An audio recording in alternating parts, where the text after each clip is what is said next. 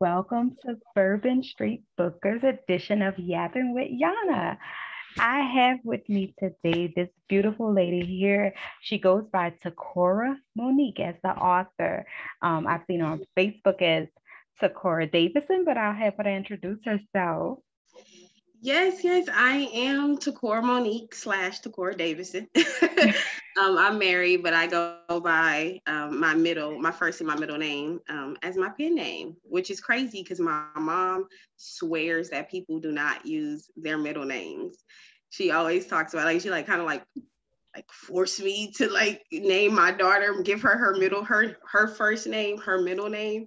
And I was like, I don't want to name my daughter no Darlene. And she's How like, you about don't have that? to use that. And I'm like, oh, but now here we are, Tucora Monique. Now, I'm about to let you in on a little secret. My given middle name by my mother is Monique, Ayana Monique. Yes, it's a vibe. It's just something about those Moniques. So welcome, welcome, welcome. We are here to discuss some of her great art, what she most recently released that she dropped as a blessing in my lap was her recent release When We're Alone. Yes. And that book was so amazing that I needed to get some background, right? And so my background happened to be Right. Shadows Fall Behind Right. and Love Beyond Our Shadows. Now, my Oh, head is low, guys, because I want you guys to see the background, but I'm about to pull up. love it. Okay. I love the vibe, the colors, everything. I was like, okay. And of course, I had to have Black Lightning Motorsports in there. Um, oh my God. Okay, so let's talk about Nayo and Sonder. Okay. Sonder, first of all, y'all, truly, they were kids then, so it's not appropriate for me to say what I'm going to say, but Well, obviously he was 18.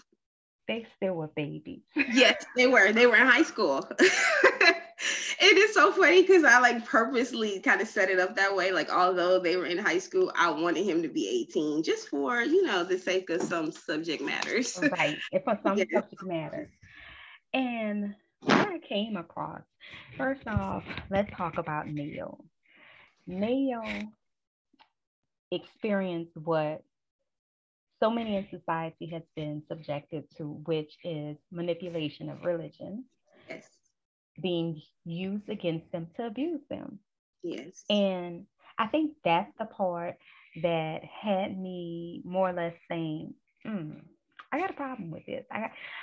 I wanted to reach out and touch so many people in her family, I hear starting that very with her often. grandmother, that old ragged ass man she had in the house. Oh, I was furious with him.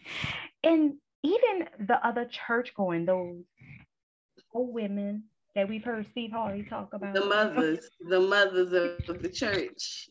Like the mothers of the church. Isn't that ironic at that? I'm like, yeah, that's not what I envision our elders to be promoting, to be doing, to be uplifting. So I'm like, yeah, I'm livid. And the judgment that they had projected on her, like, excuse me, It was not all to that she mention, wasn't a child. yeah, all off the strength of who her mom was. Excuse me, Mm-hmm. I am not my mama. Yep. Let me, And she introduce recognized you. that herself. It was like she recognized who she wanted to be without anyone else's input. And still, people treated her as if she was following her mother's footsteps verbatim, and that wasn't the case. They didn't That give her was credit not. at all. It really No wasn't. grades.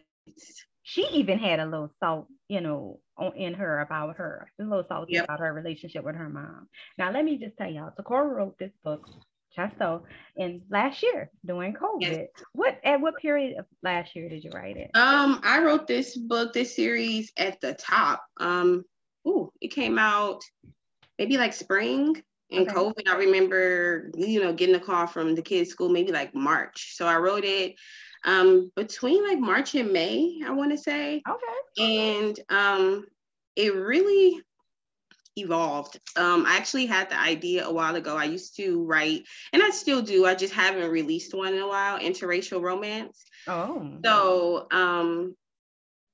while I was writing and just exploring different ideas, I realized that there was just some arenas that needed Black faces. So I kind of held on to a few plots that I knew deserved to be represented differently. And so this was one of them. And I wanted to do kind of like a coming of age story and another one. I always say I'm no good with series. I wrote one series before this. I still haven't wrote another series since this one. But you did this one. Oh my God, you did this one, and I was feeling it. I mean, to say that I had to go back, it was just there were some things that I needed to know about them, because Yes. actually became the example for Lucas.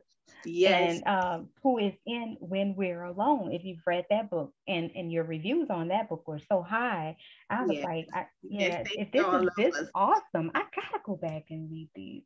I was so shocked too, and it was crazy because I received a lot of love for the Shadow series. However, I didn't hear it as much as I like the noise. I didn't hear the noise. But then once I started saying that, I was, jumping back into the BLM world, the Black Lightning Motorsports crew. Like everybody was like, okay, like they were hyped. So I'm like, okay, well, maybe it just goes to show authors that, sometimes people are peaking and not speaking, but you have to continue to, move how you move, because I'm telling you right now, When We're Alone it's not a super short book, but it's a little over 40K.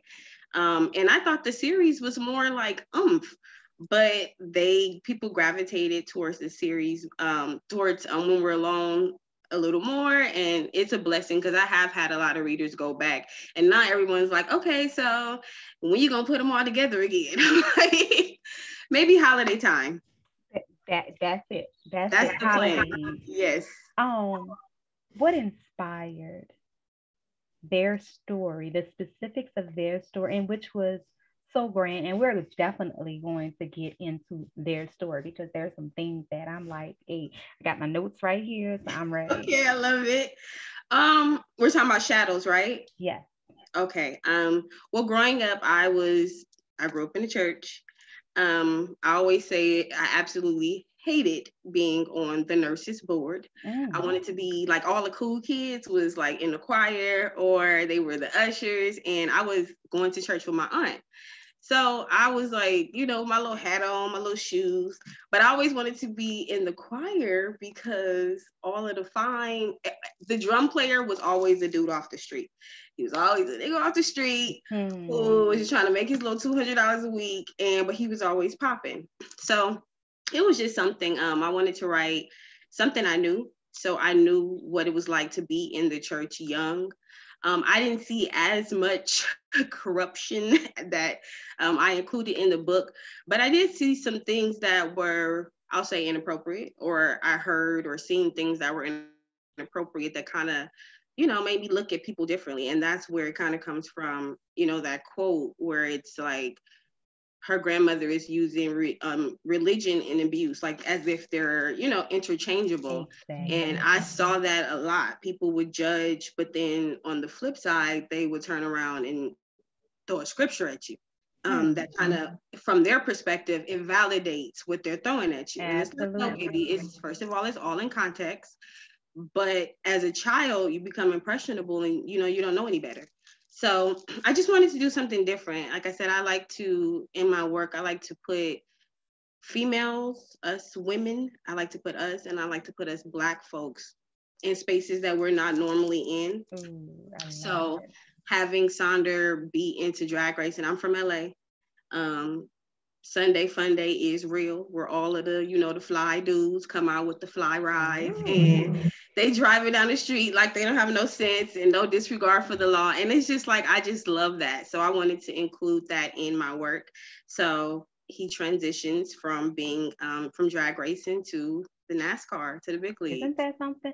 And okay, so there's a couple of things that I want to touch on that you just spoke on. First off, as a society, in racism and slavery, that's exactly what we were subjected to, where people manipulated the word and applied it the way they saw fit by basically omitting certain factors or not applying it or not even getting the background that went with it. So they basically just pull the snippets out that would basically have you doing just what they wanted you to do or how they wanted you to do. And so grandma pissed me off. And then, so, okay, I too I wouldn't say I grew up in a church. So I was born and raised Catholic. Okay. But as I got older, in my latter years, in my 30s, I worked in a church. I experienced a lot of behind the scenes, so I know exactly what you're talking about. Even to the point where I'm arguing with the pastor, okay? Mm-hmm. So seen that. I've seen that. So and what it reminds you of, that they're human first. And so we're gonna get into the pastor too, because Jet, that's my baby. Him. I love Jet. Yes. He had to be the saving grace for everybody else that was in the church. He truly, well, I think that must be the word for yapping with Yanna, that grace word, because it's been swinging. It feels good. And then, like you said, bringing us into an arena that we are not necessarily always welcomed in, which we've infiltrated literally every area of the sport. So there's nowhere we belong there everywhere. Okay. Hello, Tokyo. Cutting up. I'm about to go get me some bamboos. I got my little. Okay.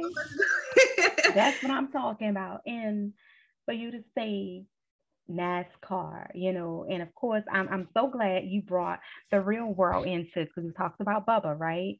And so it just makes you appreciate how real your writing is, and again, on the issues and the matters that you touched on.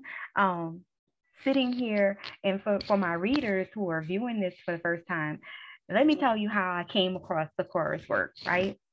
She had some sense of compassion and generosity. She jumped in my inbox for a friend, for our author Winter Time, which is one of our faves in BSB. She has been a spotlight, and she wanted to support her. And I'm like, dang, I love this.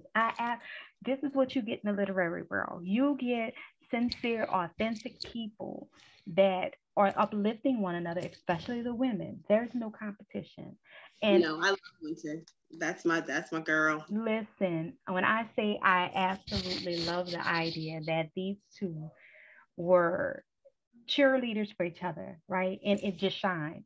So I was like, I gotta take a look at her work. And so one day, it was time for this release for When We're Alone, and she's giving away a few of her copies, and I'm like, man, listen, I certain things just kind of grab your attention, right? So you never know how you're gonna come across people. Yes. So reading that, and when I got to the end, I literally could not put the book down, because Lucas and Spencer had me, and I said, but, and this is my description, I called Lucas and Spencer babies. I was like, because they were looking up at this point to Sonder and Nayo. So I'm like, I need to see the old school story. That's where I connect with. And getting their story, I didn't know what I was going to get, but getting their story from childhood to adulthood was absolutely amazing, right? And I loved writing that.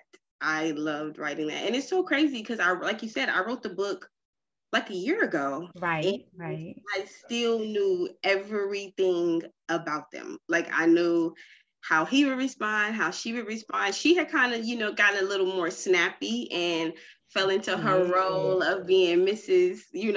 Knox. But it was so easy to include them. And I didn't initially mean to kind of have them show up as much as they did, but it just felt right. And like you said, Spencer and Lucas, they needed some mentorship. So it was perfect. And I think readers who had met Sonder and Nayo, they trusted them. So they kind of knew their story, and they trusted them enough to, guide Lucas and Spencer. and let me pause for a second. I gotta apologize to my readers because I'm moving the screens and I'm forgetting I'm recording, right? Hey, But anyway, slam the door and everything. I like to be able to focus directly on you. And when the screens are side by side, I'm looking one way, but the camera is recording me looking another way, and it looks crazy to me. So that's why I did it. Look, I just read a post on social media today that said, "Don't worry, when we're FaceTiming, I'm looking at myself in the little box, not you." That's it. That's it right there. That's what I'm doing. I'm focusing on me, but I want to focus on you. So, what I got to see was growth, right? In Nayo and Sonder, even though Sonder took a while to catch up. Excuse me. Yeah, yeah, he did. And what I loved about Nayo, she was determined not to become what everybody else felt like she should. It's like she chose what was enough for her to decide, okay, now it's time, right? She decided when she had enough. I was glad it was love, but it was love from somebody who was nurturing her, who was wanting to protect her, who was because some. At first, he was just kind of like, even when he gave her the jeans, or like her jeans, or like the comic book, it's like he genuinely, like you said, he genuinely wanted to get to know her. Like, I think my favorite part was when he checked her about robbing the store. Oh, when she was with your girl, and that was my favorite part because I was like, listen, that right there lets me know how much you really care about her, that you're telling her that's not even for you. Yep. And so the way that they even that's the real life. Like that's it right there. The way that they meet is Sonder basically had, some trouble, which again, if you ask me, that wasn't his trouble. That was again an adult manipulating, hating on him, using him, took advantage of him, and lied, right? Yes. And cost him some valuable time in his life. For a sense of control that you already had. That's the thing about that's the thing. And I think that's the thing with adults in society nowadays, is that, well, not nowadays. Sometimes people are a little loose nowadays, but it has been that, well, for my parents, even me and my husband were just talking the other day about, and my mother is amazing. Let me say that first and foremost, but talking about how our parents didn't apologize. Like when your parents did something to you, or they made you wrong about something, like your parents didn't sit you down and apologize. Who was I talking to this about? I was just having this conversation that the idea is to understand that children are human beings. Absolutely. They will grow into adulthood, but it starts with parents. And what we have to teach is not fear. And it's not about us being right, but respect. Yep. Respect. And there has to be a dialogue of communication. And I get it. Whippings may not always be, what it is. Everybody. Although I do believe in understanding there are consequences for our actions, right? And this may be that consequence. But again, right, I'm going to say that may be. Look, and that may be. However, I was one of the girls in the family that, no lie, I caught all ass whippings, okay? I was that grandchild. I was either cussing, talking back, whatever it was. We have a family full of girls, right? And literally, hey guys, that's my son. Hey, literally, fourth. I am the only girl. We only had 2 boys in the family. Me and the boys were the only ones that caused ass whippings. So it was like, I get it, and I'm still here, right? And honestly, I'm better because of it. I've grown into patience, and I pray for him daily. But I mean, I'm a mother. I always talk about my baby. She's 27, and we grew together. My daughter's actually the product of a teenage mother. I got pregnant at 16, had her at 17. So when I say I know Nayo and Sonder's story all too well, I was so impressed with how they still lived out their dreams. I hated that again, an adult, like you said, this child had already lost out. Sonder had lost out on so much. Both his parents, Yes. both his parents, and you still wanted to take more from him?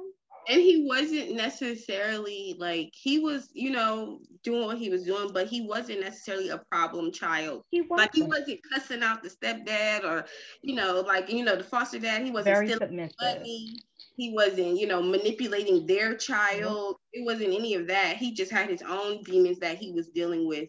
But considering what he had been through, it's like you kind of, some of it was warranted, and it wasn't like he was getting that love in the home. So, and again, it's just like, you're fighting, the parents were fighting, the adults, they were fighting for control that they already had.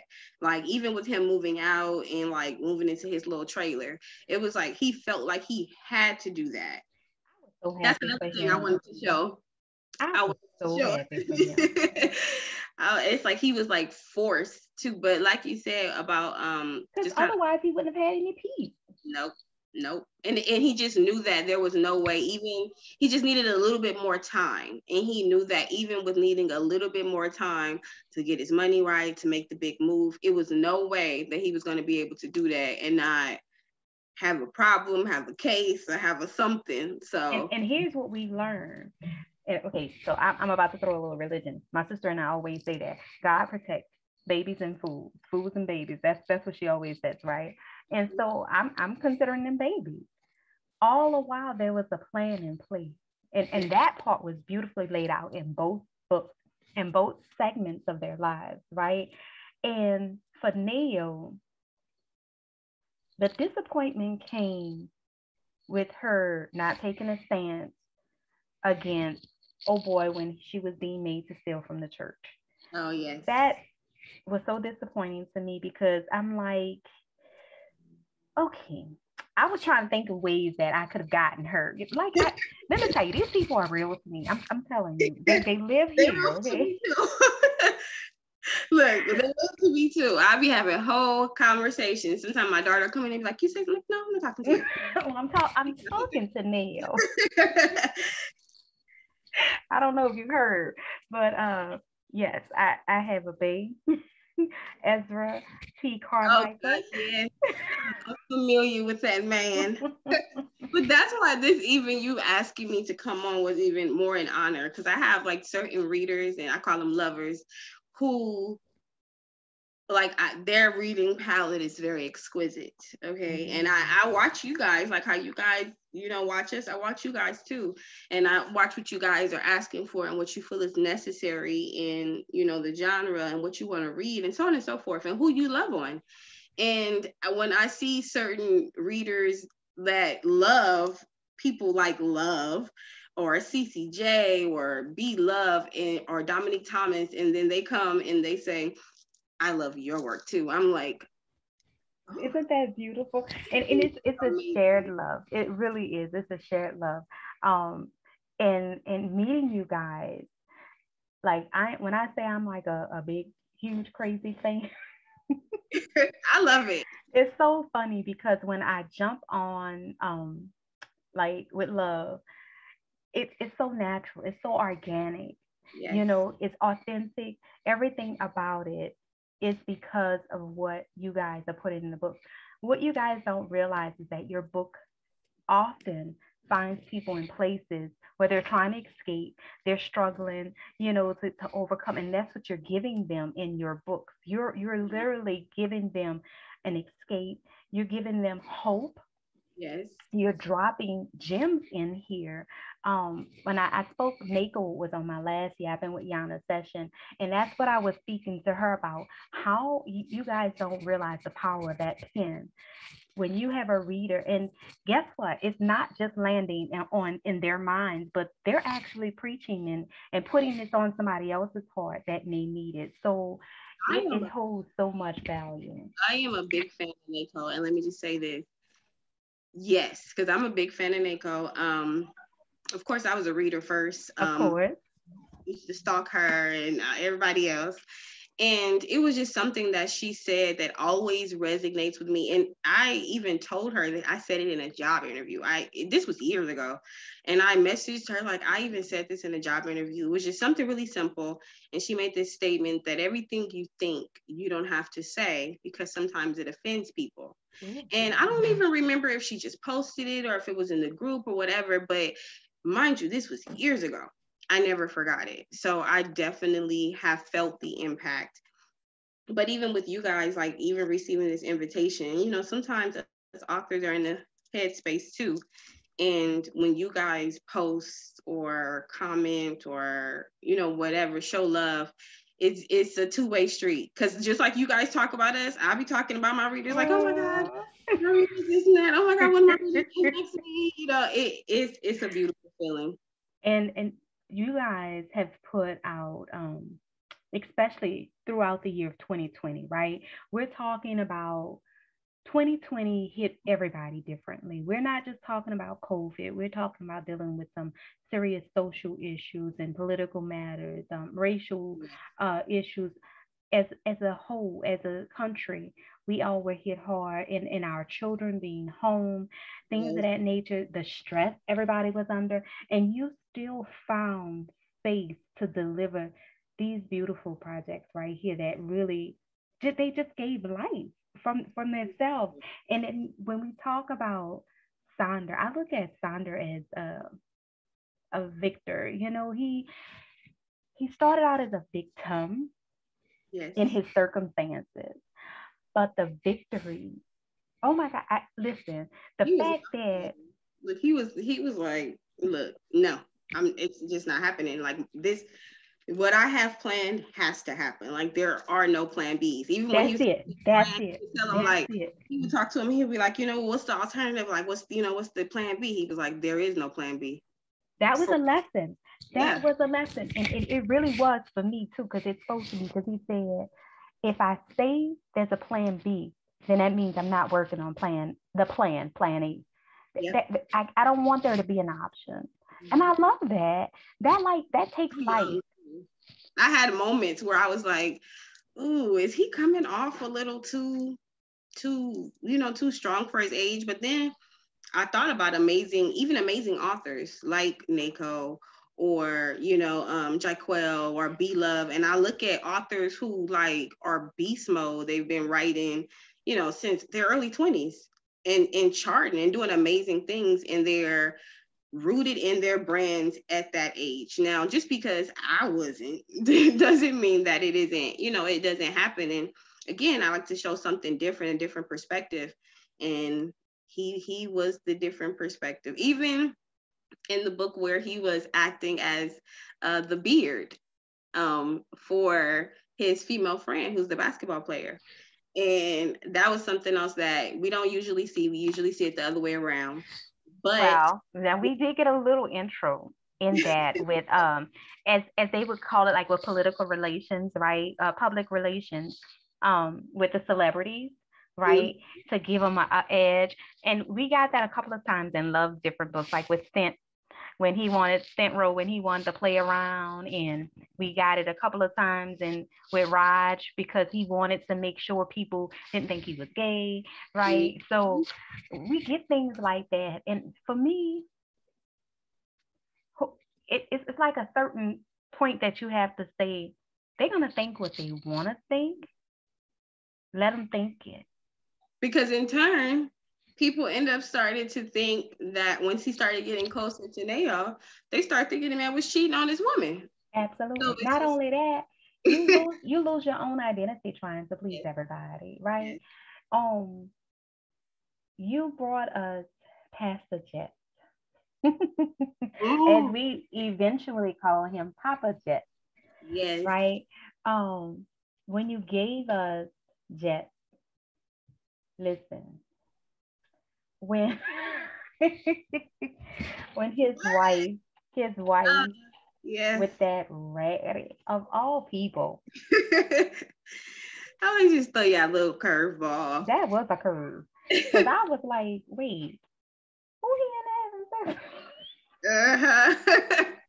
So experiencing that part of it, and him owning where, of course, they would assume, it was him, it was Sonder who did this. And they lied. You're gonna sit there and lie on me. You know good and well, just to save face.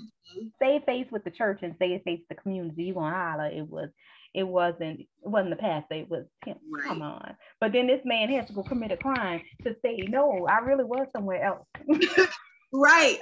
Isn't that crazy? Like, what's your alibi? I couldn't have been there. I was doing something. And I'm on camera. Right. It's proven.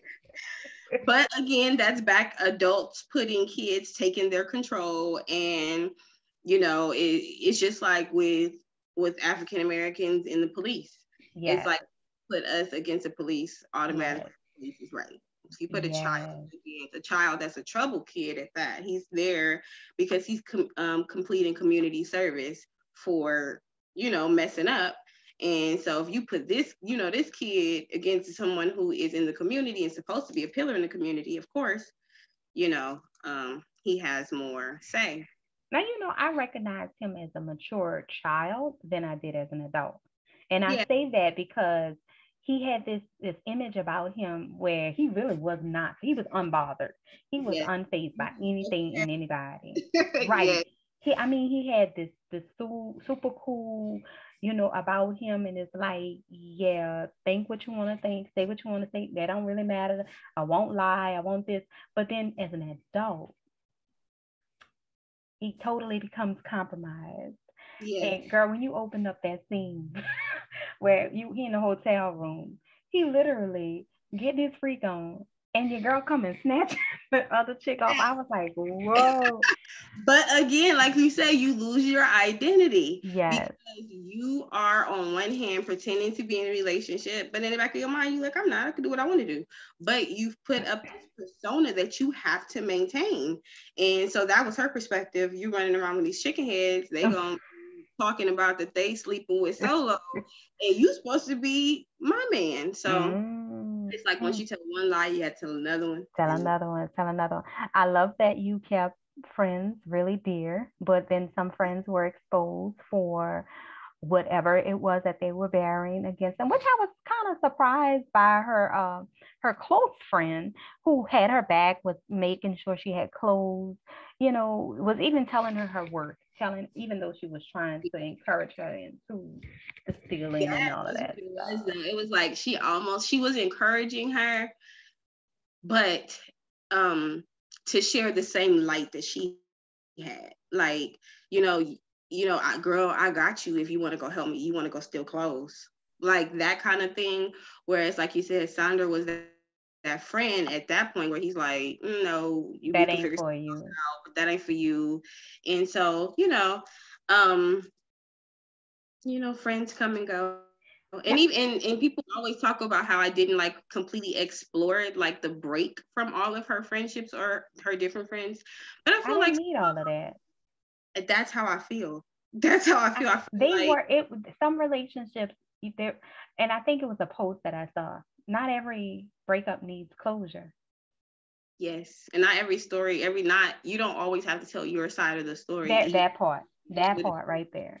Yes. So then let me ask this, as an author, do you feel like, because I've heard this from a lot of authors, that your characters talk to you? That's what CCJ says, that her character talks to her, whereas, of course, Love talks about how they talk to her too, but then I have some characters, some authors that say various aspects around them inspired their writing. How would you describe your inspiration for writing?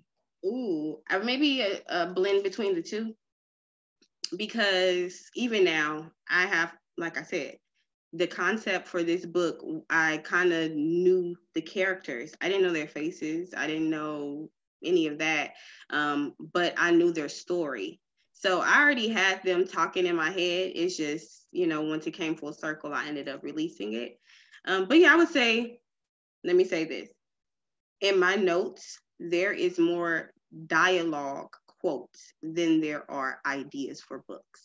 So they talk in my head because I literally will write, like I have text thread and it just says me, and I'll literally like somebody will say something and I'll and it's like a whole thing of dialogue. And I don't know the scene, I don't know where they are, I don't know pretty much anything, but they're saying something. And usually once I sit down, we put together the scene.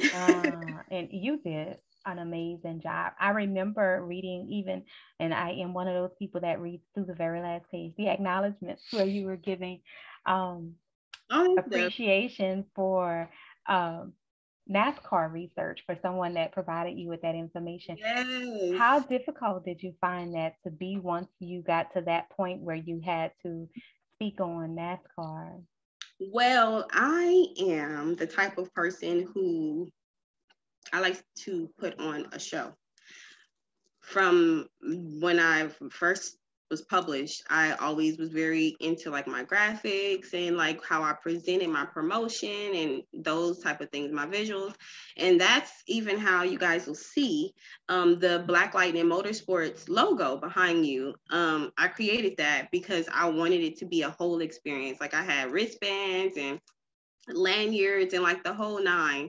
So for me, it's just like, it's a whole it's a whole thing. And I'm gonna bring us back just so they can see it. If you notice, it's the hands. Yes. It's and I thought that was amazing. Yes. It's so appropriate. If you look at it, you literally see every element of, hey, we're here. Yeah, but the research was, it's crazy because like I said, I knew the LA like I don't want to call it street racing, but the LA turn up. So I know like, everybody in the fly car and how that works. I know how it is in church, but for NASCAR, it was like I wanted me and Sonder to mature. So I Britt Joni, her son, KJ, he absolutely loved NASCAR. So she and I were talking and I kind of told her my idea and she started talking to her baby. And the next thing I know, me and KJ were kind of like chopping up ideas. And he was like telling me this and what kind of car it should be. And, NASCAR only has, so many numbers, no double digits or no double digits over. It was just like a whole thing. And the next thing I knew, I had this. And it's so beautiful because I kind of feel like if I ever get to a point where I don't have anything to write, so to speak, I can always come back to this crew. Like absolutely. This. Because there are so many more stories to be told. Yes. Yes. I have another story, and I don't know if I mentioned it. I don't know if I mentioned it in When We're Alone. I didn't mention the story, but I don't know if I mentioned it in the acknowledgement. Let me say that. In the Shadow series, you guys might remember a name mentioned, Styx. Yeah. And Styx and Soul. I mean, oh Lord, Styx and Sawyer. They're in the book. Right. Yeah, Those are cousins that me and Britt Joni, we wrote about the two cousins, and they are actually in the pit crew for Sonder's pit crew, but they're female, and they own their own mechanic shops. So if you guys want to read about, I thought that was guys. As a matter, but you know what? What's funny is I remember. Hold on a second, because I remember something. Yes, Styx and Shooter, they are, and I purposely, once we decided, I purposely did not say that they were female in the book. You didn't, but remember when Sonder met Flash at the church before he knew he was his son, and one of the young ladies in the church, a little girl, said, "Do you have girls working? Because my mama said blah blah blah blah." And he said, "As a matter of fact, I do," but he didn't name them. Yes, and they are they're in there. I think they're at the end of Love Beyond Our Shadows too, because they're transitioning and kind of leaving the industry to start their own thing. So yeah, Shooter. I'm gonna have to get into that. I'm definitely, because I'm sitting here like when you said that, I was like, what, a woman? Like I know those names. Yes. Yeah. Yes, Styx and Shooter. They are the two characters. We kind of did a collaboration, but you don't have to read them together. They are two cousins that own a repair shop for like antique cars, and they restore them. So Styx, I'll just say Styx kind of deals with a little bit of, not a little bit, she deals with mental illness. And What's Styx book's name? The Restoration of Love. And Shooter's book is The Restoration of Healing. And that one is by Great Joni. And it's just ironic. I'll just tell you just a little tidbit without telling you too much for anybody who wants to go read it. Styx ultimately is in a situation with a cop. First of all, she is for polyamorous relationships. So that's her first like little tidbit. The cousins are really close, own their shop together, and she ends up falling for a cop.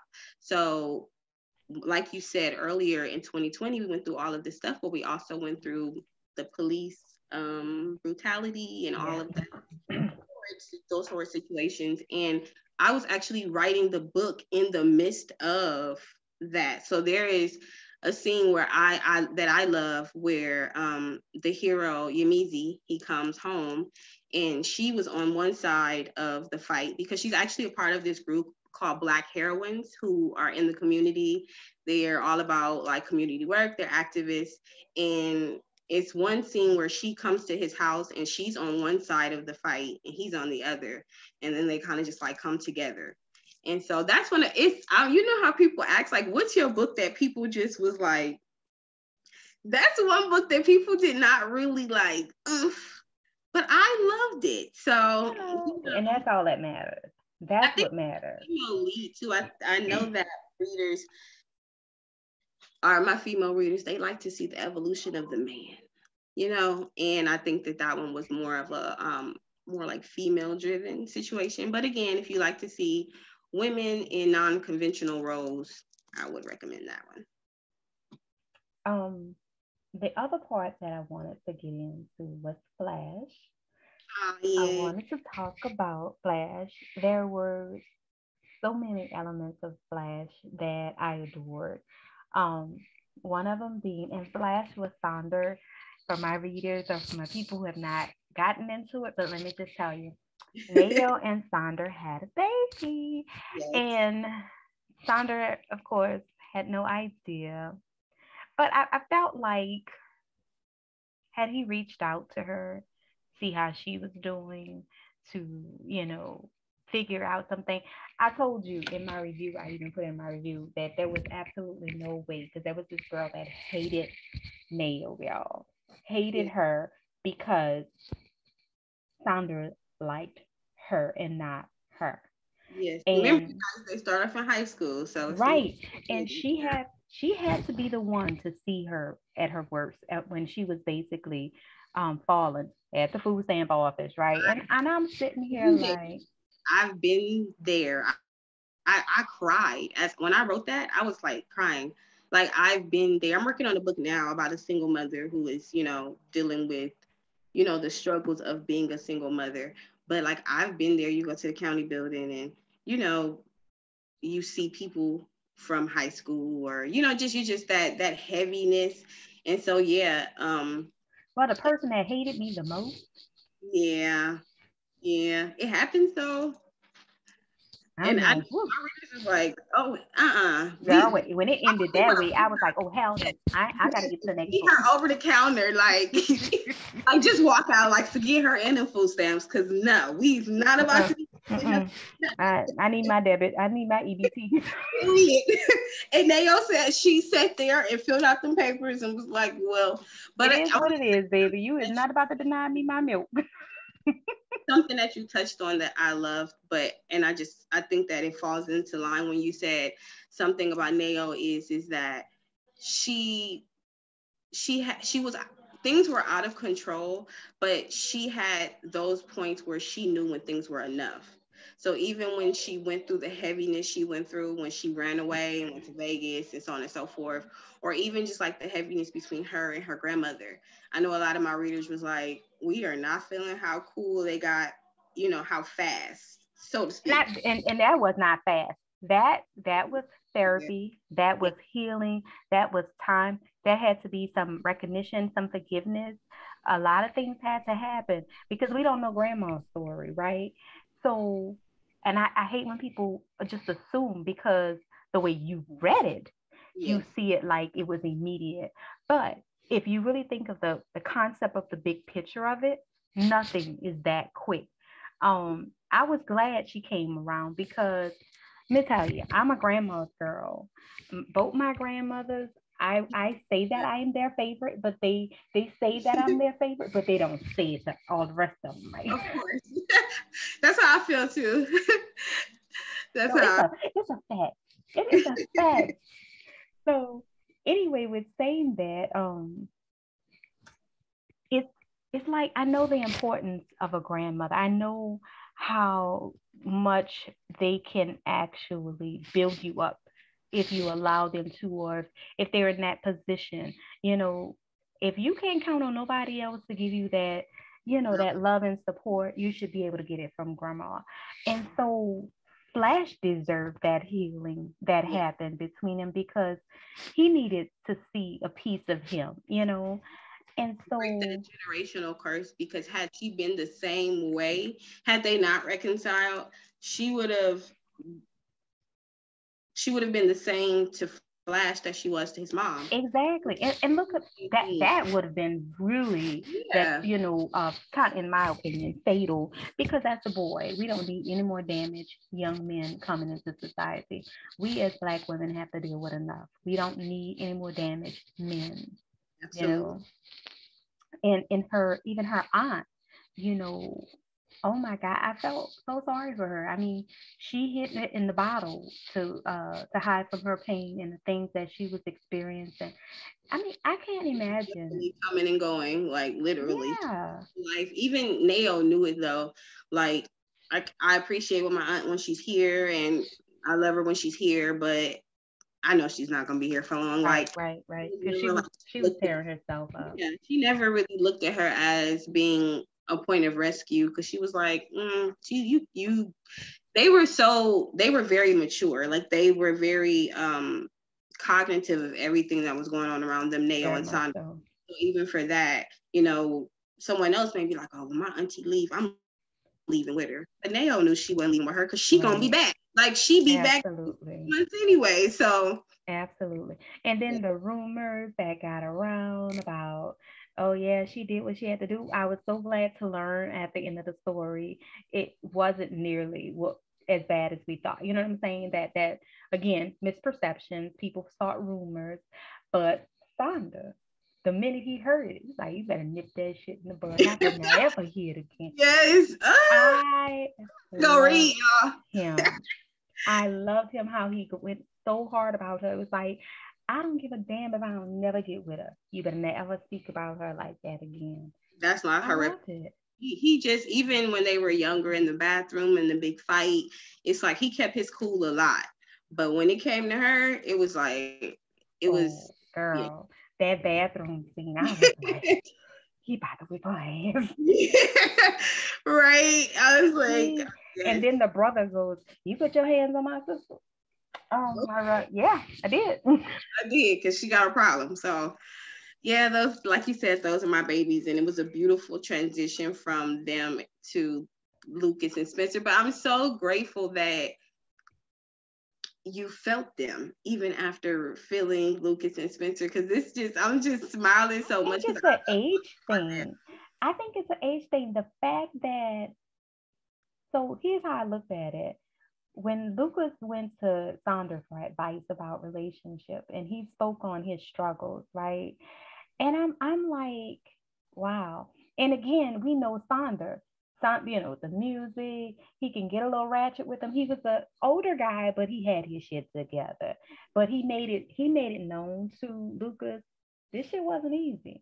Yep. We didn't just arrive here. We had our struggles. Yes. So it was in that I said, I need to know about their struggles. Okay. I want to know the story. I want to know, I want to see the growth. Mm-hmm.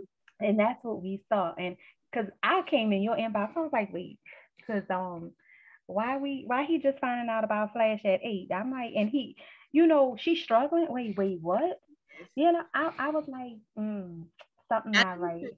it was, and it, you know, it happens, but I think it was mostly like Nayo was still like in her feelings and the things that she had to do to survive. She just kind of felt like damaged goods, and Sonder had experienced so much that could have stopped him. She just didn't want that to be something else. You know what I mean? And it, again, that was her her assuming just the same way she did about the money. Yes, She didn't yes. open her mouth, and she internalized a lot of things that she didn't have to. But it came full circle. And It again, Pastor did. Jets, like you said, it was just like it was the grace. Pastor Jets just brought That everything. incident, divine intervention. But you know what? So here's what I got from that. I am very, very adamant in believing that everything happens when it's supposed to. Yeah.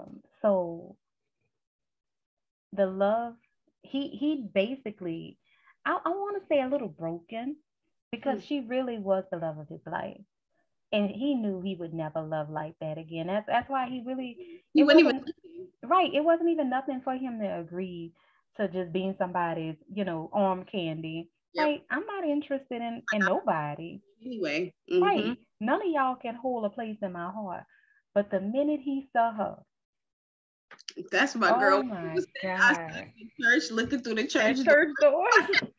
and Faith walked up like, "What are you doing?" Like she like like nothing like, and even just, and I know you're gonna bring it up, but I'm gonna say it anyway. Even just like incorporating Flash and him having a stutter, like I want to give people, like I use it as a tagline. I have like 50 different taglines, but I always say I write about the flawed and the forgotten and people who Oh, that's deserve sunlight. beautiful.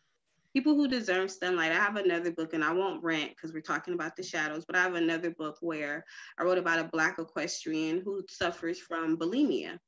And again, that's something in the Black community people don't really talk about. People talk about everybody being overweight and thicks and everything. Okay. We don't talk about the little Black girl with an eating disorder, or you know what That's I mean, powerful. the side, or even like the side chick who didn't know she was a side chick. Like, she has a story. I like to just shine Oh, light on the people who people forget, or that are flawed but also are like really deserving of love. That's why I call myself the love maker, because I feel like I can make love out of anything. Like, I love that. Finding their worth in the flaws. That's beautiful. Let me talk about, and I'm glad you brought that up. So let me share something else with you about me. I'm an advocate for children. I've been working in education for 8, 9 years, something like that, maybe longer. I don't recall. But no, you since do. 2007, and we're in 21. Yes. Oh, it's been a while. So, Yes. and when I say diverse, I've been in all areas, but currently I am serving. I work for, this is the language I use. I work for special education kids, right? And so people like Chelsea Maria, right? Yep. Who, again, when you guys write about there being love, there being something so much more for people that society doesn't, consider Yeah. normal, right? But you guys shine a light on, hey, like you called it a flaw. I call it that unique mark, the uniqueness about them, the thing that basically makes them stand out from the rest and above the rest. They're just special.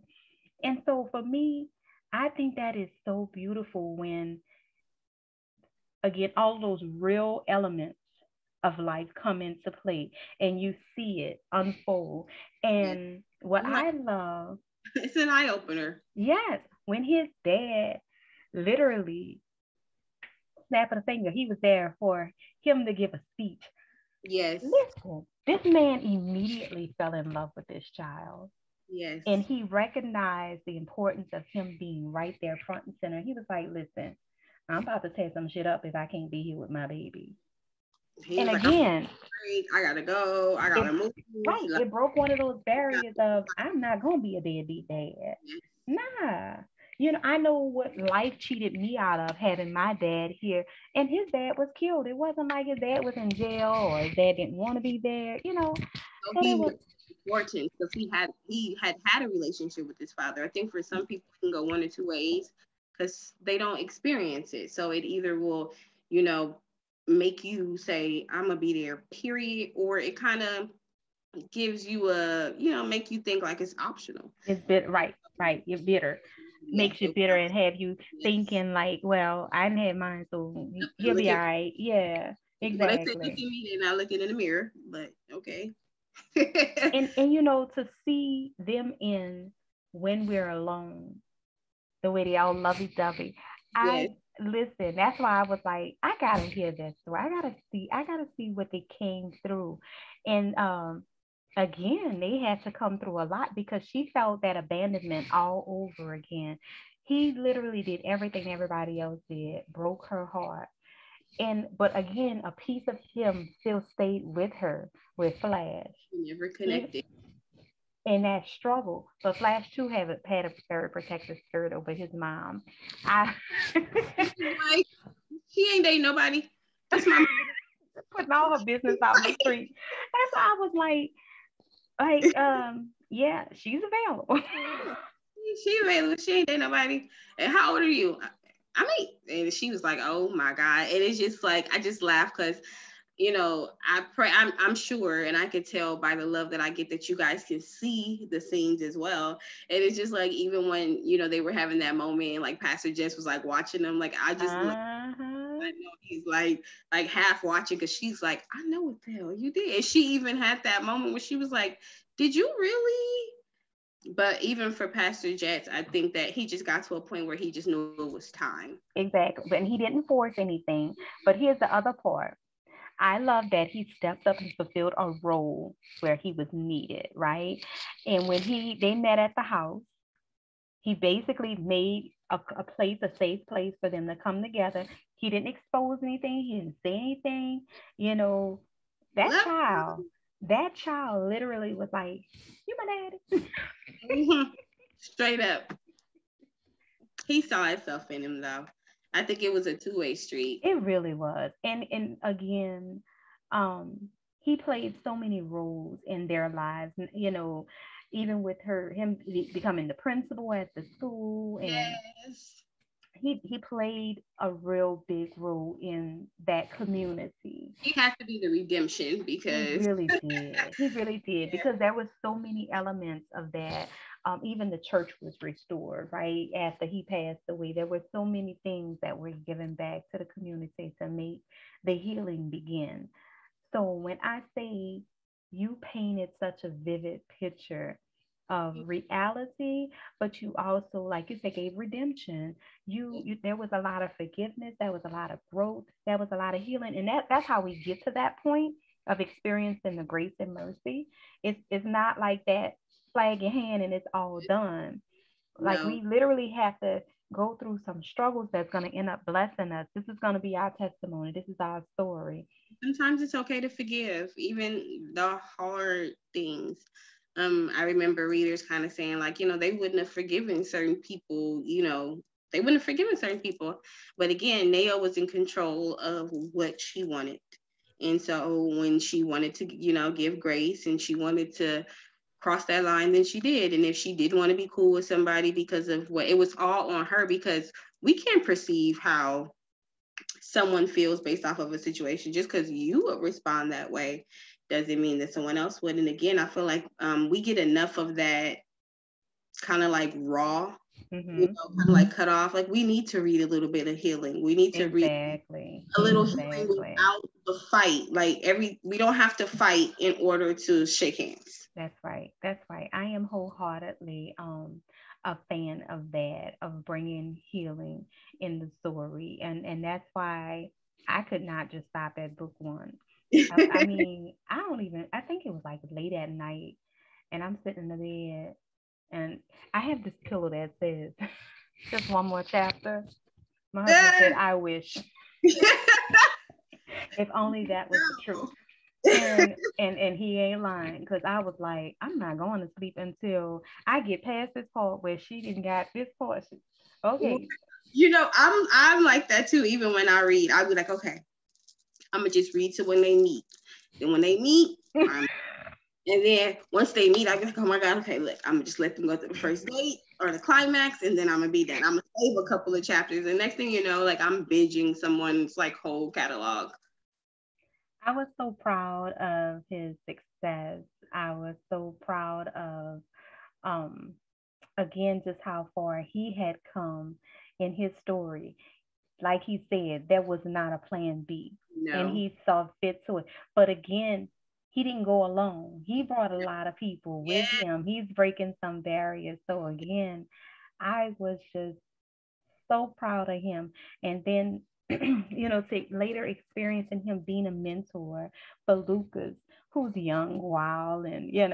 But again, he too finds somebody, and look at Nayo. Nayo was even speaking into existence, calling them husband and Come on. the new honeymooners.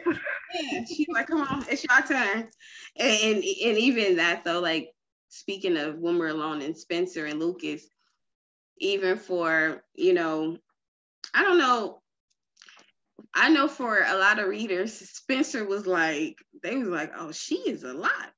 But I feel like we do not give our female characters grace. There you go. You saw at the opening, this woman was left at the altar. At the altar. And it's been 2 years.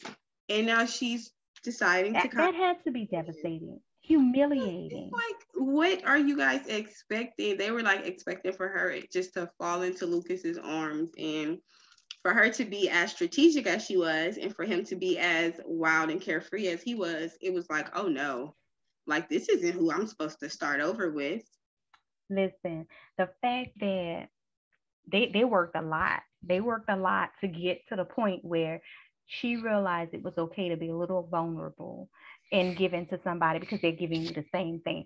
One of the things that I really appreciated about Sonder and Nayo is that they created a family within that organization, within the business, right? And I love the idea that everybody that's on payroll is come and celebrate with us. We're all gonna do this. The party, the theme parties. Yes. Man, it just sounds like so much fun. I will write a Halloween costume party in any book. I swear. I don't, you guys, but I love because I feel like it adds just a little bit of lightheartedness to my characters. I write contemporary romance, but as B says, I write contemporary with rough edges. So my dudes they can be vulnerable, but they can be a little rugged. And I feel like putting them into like fun environments like that allows readers to see the other side. I don't want them to be one dimensional. So, again, them at the costume party and she walk in with her, with her team to time. Sexy. Got his Ike. Yes, it's just a vibe, and I love, and so I, like you asked me earlier, do my characters talk to me? It's like, yes, she was in my ear singing Rock Steady, and we was up here I was typing, and okay, I was flowing, baby, because I love writing about love. So me knowing what was at that party for her, I was excited myself writing it. What can we expect from you next? Okay, so like I said, I'm actually wrapping a story about a single mother of 3. Just to give you a little tidbit, her name is Carter. His name is Joyner, and they know each other from the past. Nothing too heavy. She's a single mother, and she believes in love. A little bit about the book.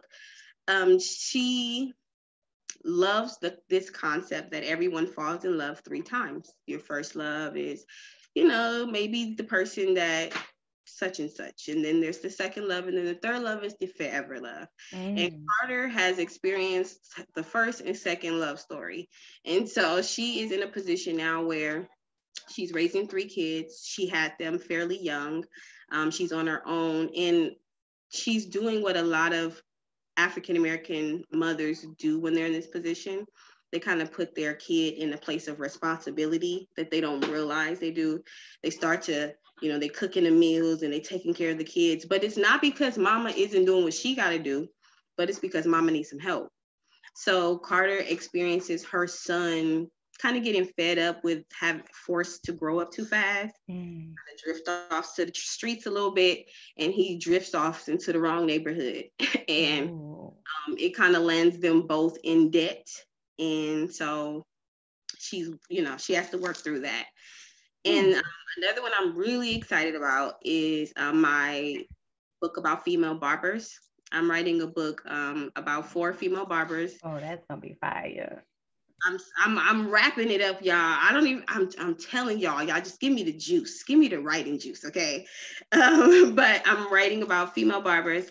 The main one, she's experiencing a little bit of survivor's guilt. Her best friend passed away because she thinks it's because of her best friend's boyfriend. He moves back into town, and his family owns her barbershop unbeknownst to her. So they already can't stand each other because, the blame game. And then now he's coming back into town to take his family's property. But to her, that's her shop. That's her baby. So those are the 2 I'm working on now. So my single mother and my female barbers. And that should be ready soon. Summertime love. So let me just tell my readers, as you know, Tucora was a new to me author, and you have heard her amazing stories. She's working on 2 other stories that I'm definitely looking forward to. I mean, the idea of female barbers. We've heard single mom stories, but I'm sure there's something that's gonna make this stand out. Yes. And where can readers find you? Facebook, you can find me under Tucora Davison. I prefer actually readers to contact my personal page because my author page is kind of like very vague. It's, so Tucora Davison, Twitter, Author Tucora, and Instagram, Author Tucora Monique.